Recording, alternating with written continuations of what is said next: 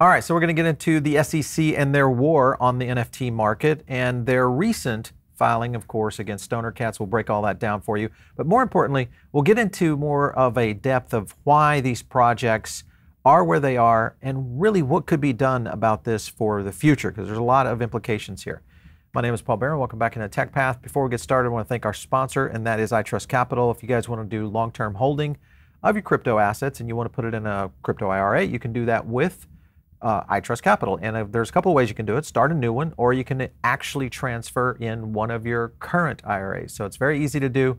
All you have to do is sign up. And you can check the platform out just by going over to iTrust Capital and seeing what they've got to offer for your particular situation. Very easy. Use our link down below. It's going to give you a $100 funding reward to get started. All right, so let's get into it today. I want to lead off with a few clips here. We'll go into a lot of lineup here, I think, that will frame up exactly what happened during the Stoner Cats. And this is very important because you may be a brand, you may be someone that's interested in the NFT market. This is something you want to watch. You don't want to miss this one. So let's go to the first clip. We were having like dinner with Gary Vee at the time, and they were talking about crypto, and I was like, this is dumb. And then as the years went on, I was like, I think I'm on the wrong side of history on this one. I think I was wrong. Okay, so interesting position. I think some people kind of look at it that way, but let's continue on telling this story because there's a lot here that breaks out where the future is going to go with this. Listen in. Hey, babe. Yeah. What's blockchain? It's like what information's stored on. So like, it's, you know, what information is stored on. Hey, babe. Yeah. What's decentralization? Oh, there's not one person in charge of anything. So it's everybody keeps everybody else in check. Hey, babe. Yeah. What's Ethereum? So Ethereum is a general purpose blockchain. All right, we had to put that one in there. What a great, great piece that is, where Mila learns a little bit more about Ethereum. Let's go over to, now that she's understood what's happened and how this market is really a differentiator for pretty much everyone, she wants to do something about it. So listen in. And I'll tell you why, like all jokes aside, is because it made me nervous and I felt like it was a very masculine area. Like everybody that I knew that knew anything about it at the time was always a man and found it to be really empowering. And so through the pandemic, created a form of entertainment called Stoner Cats that we're releasing in a couple weeks that is an NFT, and you can buy such Stoner Cats, and then that is your token to then watch a 5-minute long piece of entertainment It actually of a sounds show like called a really, Stoner Cats. It sounds like a cool idea, and I know you've had experience in animation and comedy, so we have, I think we have a picture here of the Stoner Cats. This is, yep, and it's really cool, guys, because I'll tell you, They're very, guys. yeah. So here's the thing, Conan. I was going to say, cats just sit around anyway. Well, guess what happens when they get stoned? Yeah. The people that we got to do the voices, everybody just did it because they thought that it was different and fun, and we all wanted to do it for the right reasons. And it brings ownership of content back to the artist and cuts out the middleman. And so if people like the NFTs and they buy it as tokens, then more shows will be made. Look at those eyes. I mean, come on. Come on. All right, so I want to play another clip that goes into how she integrated this into Hollywood. Listen in. So Mila was surprised by how many people she was able to recruit to take part in the new medium, including Jane Fonda. We were like, who can be Mrs. Stoner? We're like, oh, we should get somebody like Jane Fonda. It would be so amazing to get somebody like Jane Fonda. And I was like, okay, let's just call Jane Fonda. I know this is an incredibly weird request. Would you ever do something like this? And they're like, I don't quite get it, so I'm gonna say yes. It's just different, and everybody wants ownership of content to go to the artist, and this kind of allows that to happen. So again, really kind of hitting on the thread that I think everybody understands what decentralization and NFTs and in general smart contracts really mean for the future of content, and they hit it on the head. There was the OpenSea launch, of course, fully sold out, and it just happened in like seconds. It was a pretty fast and very successful run. The key here is that if you look at the data, this comes back from a tweet back in 2021 when they launched this. There was the Ethereum gas fees for this. So you can see it had an immediate impact on ETH in general. And overall, the gas fees were kind of a thing, and so much so that we actually had a song written about this. So listen in.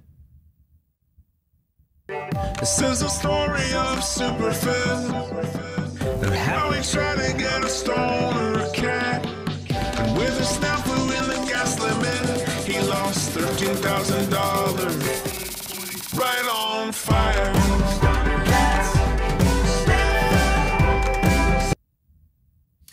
Now, this is back in the era of when we weren't really seeing the advancements in blockchain that we are now, especially in smart contracts. So obviously the gas fees were part of this. This is, I think, has really started to be evolved over, the last 12 months with just so much innovation in the space. But I think this also caught a little bit of the SEC's eye, possibly. There could be some theory behind that. But the interesting thing is just how fast this thing sold out. Listen to this clip. Thank you so much for honestly believing in this entire crazy concept and idea and being a part of it, because it has been a whirlwind and we're so excited to continue down this journey with all of you. We're so sorry that we broke Ethereum, but also, fuck it. Sorry the gas fees were high. I tried to waive them. It clearly didn't work. I'll work better. I'll try harder. We're so excited, genuinely shocked at any and all of this, and just want to say hi and thank you, and welcome to the team. We're excited for you to join the team. Thanks for being aboard. So again, this is innovation at work. It's how startups go out. It's how, and I think from a content creator standpoint, this is the right kind of vision of what Hollywood most likely is going to be doing in the future, provided they can get past these kind of scenarios that the SEC is placing on them. Let's go to the next clip, which just shows you a trailer, just how much work was put in this project.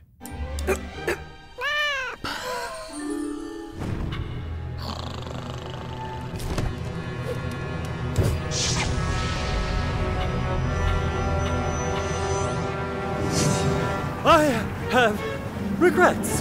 Run, Chucky boy, run! Run!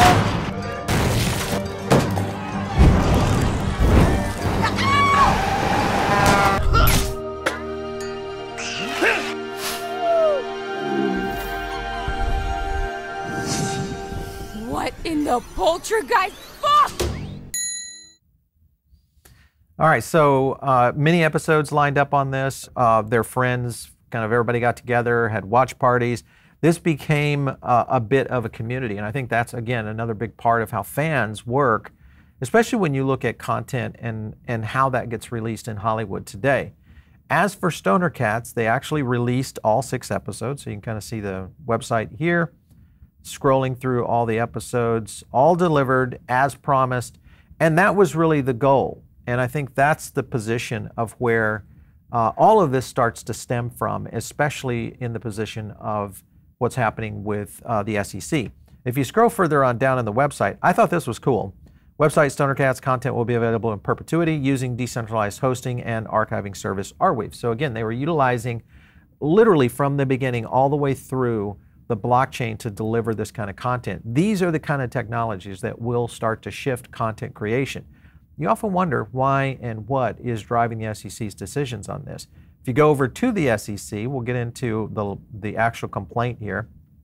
So they charge creator of Stoner Cats web series, unregistered offering securities. I'll read a few things from it. Raised approximately $8 million from investors to finance the animated web series called Stoner Cats. $800 each, selling out 35 minutes. Marketing campaigns highlighted specific benefits from owning, including option for owners to resell on the secondary market. Marketing campaign on the Stoner Cats team emphasized its expertise in Hollywood producers. Agreed. Leading investors to expect profits. That's a reach. Configured the Stoner Cats NFTs to provide a Stoner Cat 2, a 2.5% royalty, which is happening on the on the aftermarket. Leading purchasers to spend more than $20 million in at least 10,000 transactions. So you had 20 million plus the 8 million, about 28, almost 30 million on an animated series that was done based off of blockchain. And remember, this just as a side project, so very successful. Further into the complaint right here, cease and desist order to pay a civil penalty of $1 million. The order establishes a fair fund to return the movies or the monies that injured investors. I love how they said that, injured investors. Paid to purchase NFTs, also agreed to destroy all of the NFTs in its possession. This is a problem because, again, this is almost anything you can imagine that would go into the secondary market. I mean, comics, collectibles, luxury goods, anything and everything could be a security. So I think this continues on its hypocrisy of where this is going. Here was, of course, Hester Peirce and Ueda coming in and saying they didn't necessarily agree. Let me zoom in on this right here. Lacks any meaningful limiting principle. Creativity would wither in the shadow of legal ambiguity. She deserves clear guidance in talking about Kunis here. The fact that money is involved does not transform into NFTs into securities. The enforcement action involves activity that we believe constitutes a fan crowdfunding, which is a common phenomenon used all the time. Stoner Cats NFTs are not different from Star Wars collectibles in the 1970s. So again, big problem. Toy company Kenner sold early bird certificates, redeemable for future Luke Skywalker and Princess Leia and R2-D2 action figures. So you had membership scenarios that played into this. And the sales of those certificates helped build a diehard community around Star Wars. Same kind of thing, really not different at all. And this would apply to almost any kind of creative, any kind of asset out there that, when I say asset, collectible, that could fall into this. The SE should have parachuted in and saved those kids from Star Wars mania. That was kind of an interesting statement. Stoner Cats NFT purchasers received what they paid for, a still image of the character from the series and access to all 6 episodes of the Cat series. Okay, done. Makes little sense and discourages content creators of ever going down this direction if, in fact, those collectibles or that advantage. I mean, it'd be like if you had a nice VHS tape of the original Star Wars movie released. That itself, would that be a security? That's the whole point that I think everybody's getting to. All right, so as Yoda said, always in motion is the future. One of us can speak of this enthusiasm from personal experience. Clearly, one of them are a Star Wars collector, and this is one of the early vintage 1977 collectibles that are now yielding a pretty significant value increase. I fear for these toy makers, they may be getting an enforcement action coming in from the SEC. You look here, with that happening, the enforcement, now we've got a little bit of activity on a project that had been pretty much silent and starting to see activity right now with Ethereum in general.